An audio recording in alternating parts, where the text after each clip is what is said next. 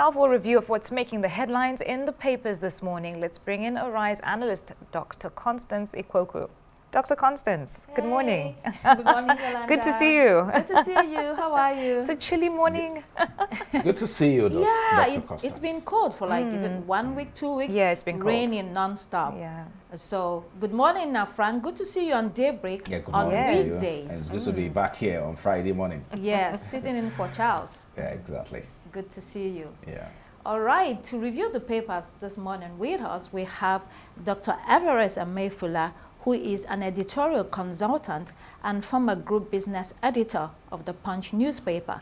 Hello there and welcome to the program we begin with this day.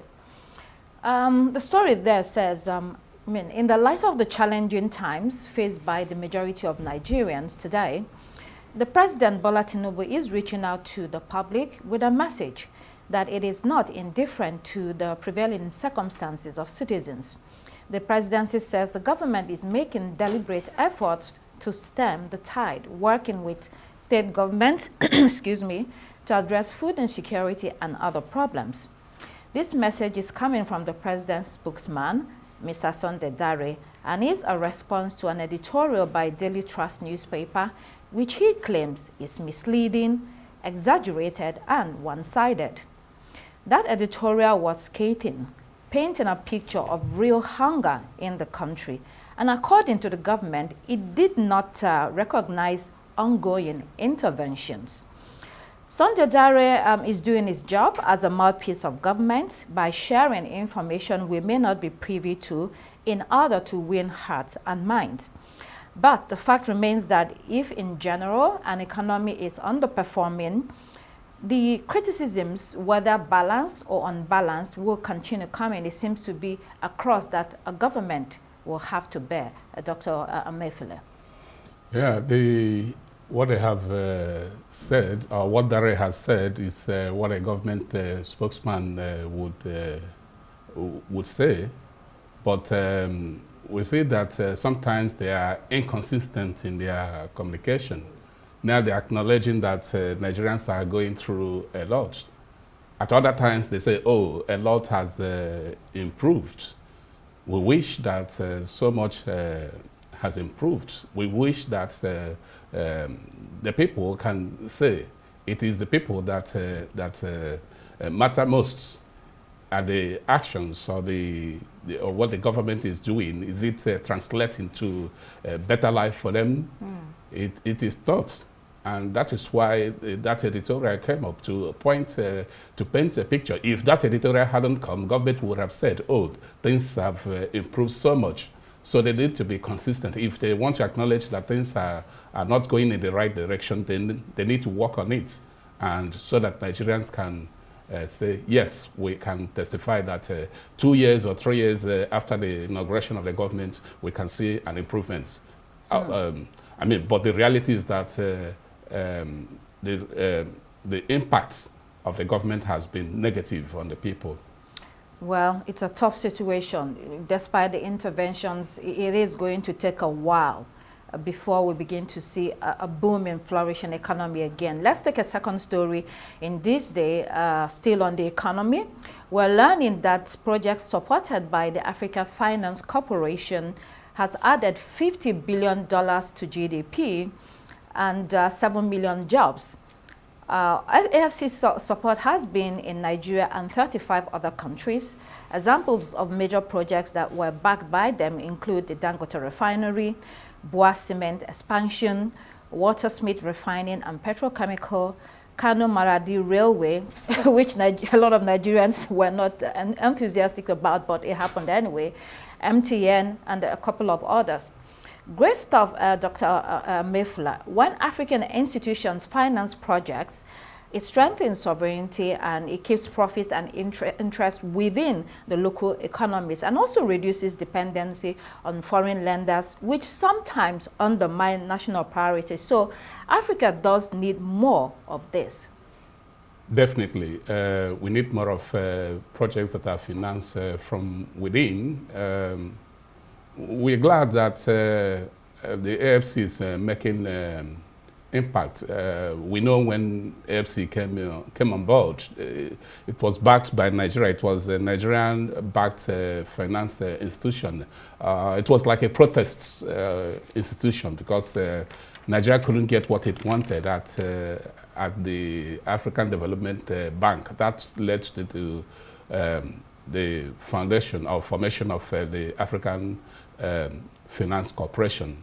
It's good to hear that the projects they have backed are making impact really in the continent, but we also know that the projects they have listed, they are just they are not the sole financiers. There are other institutions that are involved in such projects. But it is good that, yes, they are able to identify projects that are able to make impact on the economy of the continent, and they have added $50 billion to the African economy. Good that it continues on this trajectory, and we have more projects that are backed by institutions within the continent. All right, let's stay with this day. We also see that more people are speaking up against that planned local government election in Rivers State, Atedo Peterside, Omehia, and Secondos. These are big names from that part of the country, from that state, and some are actually calling it illegal because it's going to be administered by the sole administrator. Let's also see an update on the ValueJet incident. Keyamo directs NCAA to place veteran musician K1 on no-fly list. Shall we see Vanguard on the same story, please? A ValueJet airline drama, according to Vanguard, FG slammed 6 months no-fly ban on K1, the popular musician Wasiu Ayinde. Marshall, if you've seen the video of the incident, which has been trending, since yesterday, it seemed to show Kwam trying to stop the aircraft by positioning himself in front of it, and the pilot almost ran over him. It's wild. Kwam denies wrongdoing. Now we have to wait for the investigation from the Nigeria Civil Aviation Authority. There's something to be said of unruly behavior. In Nigeria, we see that in politics, we see that in business, public life in general. It's everywhere, Dr. Mefule. Yes, standards should be followed, rules should be followed, irrespective of who is involved. That unruly behavior, if it is proven, it should be sanctioned. And yes, the government has started with placing a no-fly ban, 6-month no-fly ban on Wasiu. And but the thing that I need to point out is that sometimes the government is quick to do something when citizens are involved. But when some of these airlines, violate the rights of Nigerians, we are left with no remedy. I think it needs to be both ways, so that both institutions and both, citizens would learn to play by the rule, and the investigation is welcome, and so that citizens, highly placed citizens, would learn also to behave themselves in public space. Good point, Dr. Mefule, regarding complaints also, against the airlines, because many times we have Nigerians complaining of one problem or the other, not being treated well, delayed flights and a lot of things. So it is good to point out that the airlines should be held responsible as well, when and if necessary. We're moving on to the Punch newspaper. Glitched grades, WAEC in crisis over result errors. Candidates urged to recheck the new results after 48 hours. Students, parents slam CBT plans. A statement by the head of public affairs of the West African Examinations Council, Moyo Shole Adesina, explained the current identified bugs, or he said bugs have been identified in its results system following a post-release review of the 2025 results. Access to the result checker has now been temporarily suspended, and students are advised to recheck today, Friday, for updated versions. In a sound society, health should be rolling, because this is happening not long after we had that problem with JAMB, and it shows that literally this cannot be happening to young people, and it's very demoralizing, Charles. Frank. You mean Frank, really? Sorry. Well, it's okay. Well, Habits. okay. Yes. So, but let me, I think, yes, of course, it's indeed something that we should worry about. But again, when you look at what WIC did, it was more like an innovation. Said, of course, we may want to recall what happened with JAM, like you said, and now it's happening to candidate who wrote a WIC. So if you look at what happened, what WIC has done is to bring an innovation called paper serialization. And what does paper serialization mean?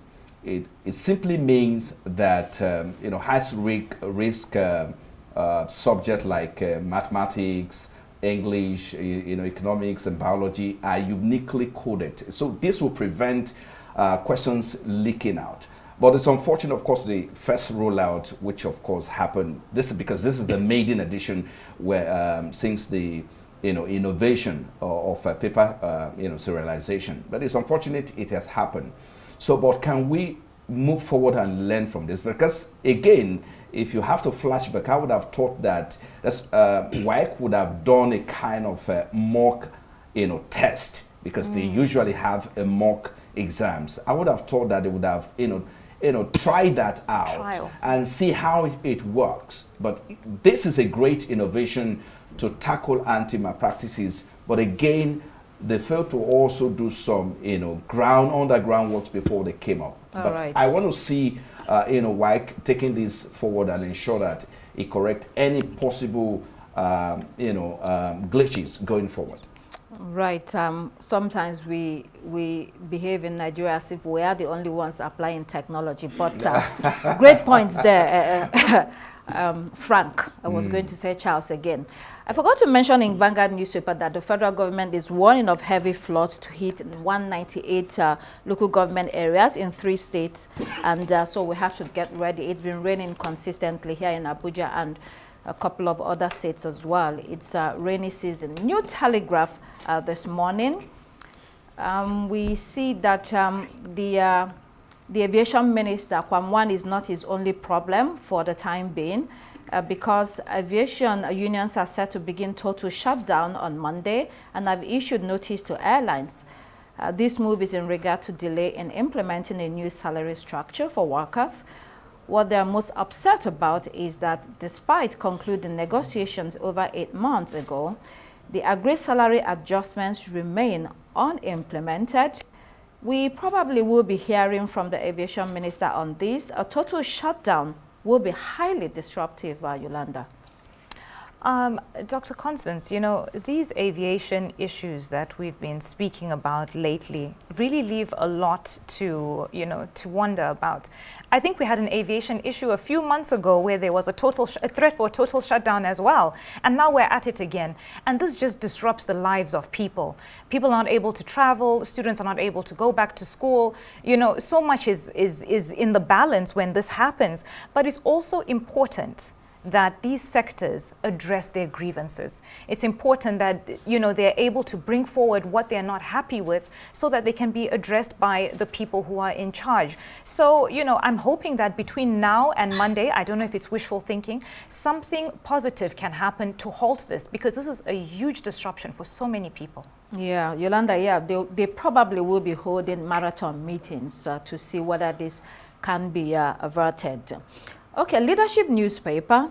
Anyoma State as the 6th Southeast state. Advocates of Anyoma State from the current Delta State are of the opinion that this goes beyond politics and traces this agitation back to the Midwestern era. Senator Ned Nwoko, representing Delta North Senatorial District, is spearheading this bill. He actually sponsored the bill. First, there's always been that agitation for the Southeast to have one more state in the interest of fairness, seeing other regions have 6 or 7 states. Now, Igbos are scattered across various regions in Nigeria. You find them in Delta, Rivers, Benue, Kogi, Cross River, Bayelsa. That's apart from the 5 Southeast states. For the advocates of this bill, Anioma people have common lineage, ancestry, similar culture, language, food, and social life with Igbos, and therefore should be the 6th Southeast state, not added to South-South. While they may have a solid argument, it will take a lot of lobbying to pull this off the ground because of the political atmosphere today. State creation has been, quite controversial. Dr. Emefiele. Yeah, I think Anioma people are giving one more reason why they should be the one to get the additional Southeast states. Many people, there are agitations for states all over the country. So with Anioma playing on what the Southeast, they are trying to get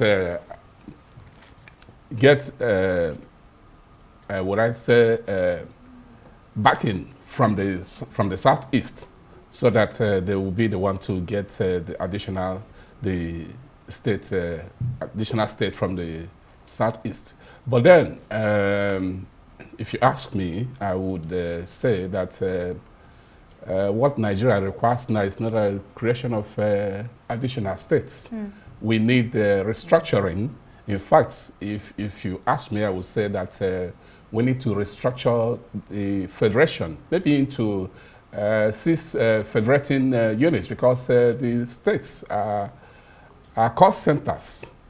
Many of them are not viable, but the status quo benefits the current actors in the political space, and they will not want the truth. They will not want the restructuring, the actual restructuring that this country requires. If you are talking about additional states in the Delta states, it means that some people would become governors, some people will become legislators. More people will become legislators, and more people will become governors if we create more states. And this is what the current actors in the political space want. But what is good for Nigeria? What would solve the problem of Nigeria? The states, if they are, if they become lesser, will save a lot of costs. And except the people of Nigeria demand for this, the elites will continue to get what they want, and that will not be to the benefit of the entire country. All right. I guess the counter-argument for some will be, while we wait for the general deep restructuring of Nigeria, create our own state so that there is balance. But, great points there, Dr. Emefiele. A lot of people have been talking about the long-term steps that need to be taken to make sure that Nigeria takes off the ground, which is more of restructuring. You can use different language, but we understand what we're talking about. This morning, we also have Daily Sun. Voters registration is on. That's an important piece of news for electorates, and with the Independent National Electoral Commission saying that there's no room for mistakes in 2027. Hopefully it means what it says, but with the same officials of 2023 still on the seat, there might be doubts. Then the Guardian newspaper, cancer fatality risks trail Nigeria's $429 million synthetic hair obsession. Okay, hair wig and extension market. Yolanda, they are the women now. But take time to read that story. We have ADC knocks PDP over moves to woo Obi, claims party has lost influence. We also have here 300 repentant terrorists undergoing rehabilitation, says FG. Onto the international headlines. Daily Graphic, still on the helicopter crash that claimed 8 victims in Ghana. Ghana mourns. let's offer compassion to bereaved families. President Mahama tells Ghanaians a state funeral for the deceased will be held August 15. Those that lost their lives include the Environment Minister, Minister of Defense, Acting Deputy National Security Coordinator, among others. A trying time for families. The Citizen newspaper, are we losing this war? Activists are calling out the police in SA over rising violence, especially gender-based violence. Inside the pages of this paper, you'll find a photo of a memorial service for 2 young women, 21 years old each, allegedly shot by a police officer who was in a relationship with one of them. Let's be reminded that the South African chief of police is still on suspension because he's been alleged of colluding with criminals. Then newspaper this morning, UK's Minister for Homelessness quits after caught ejecting tenants and hiking rent. That story is carried by the Daily Mail. Also it captures it with a more dramatic headline. Please, let's pull that up. Minister for Hypocrisy is forced to quit, says this paper. And then we have it in Daily Telegraph, where it says Minister resigns over rental hypocrisy. Rushanara Ali hiked rent to £4,000 within weeks after sending her tenants packing. Housing charity Shelter said her behavior beggars belief, although Ali claims she followed all legal requirements. At the same time, she decided to resign due to the fact that the matter has become distracting.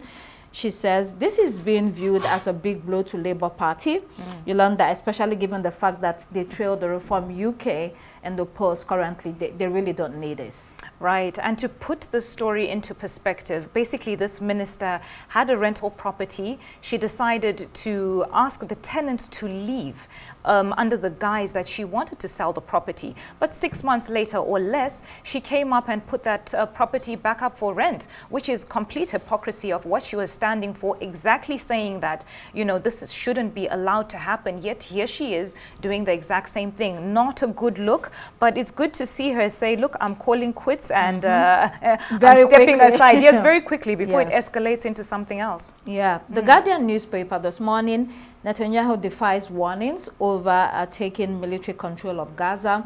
He had the security meeting with his cabinet yesterday with the intention or hoping that it will be approved, and we learned this morning that it has been approved. Yolanda, again, looks like Donald Trump's Riviera of the Middle East plan for Gaza was not a joke after all.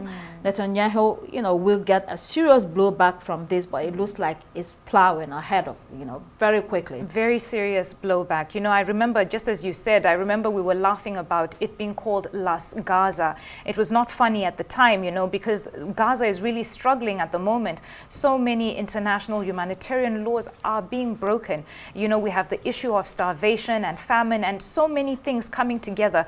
Places that were full of people, markets are now filled with people begging, starving, dying of hunger. It's really, really a pitiful situation. So let's see what happens with this new step in, with what Trump is trying to do and what, you know, the other world leaders are trying to bring about with the situation. Dr. Everest Emeifule, who is the editorial consultant and former group business editor of the Punch newspaper, we appreciate you coming, and please come again. Yes. Well, thank you, Dr. Constance. Of course, it's always good to, you know, do this with you every time. And that's all we have time for here on Daybreak. I am Frank Komalape, and it's goodbye from me. And I'm Yolanda Robert. Please do keep it here on Arise News. The morning show is next. Goodbye.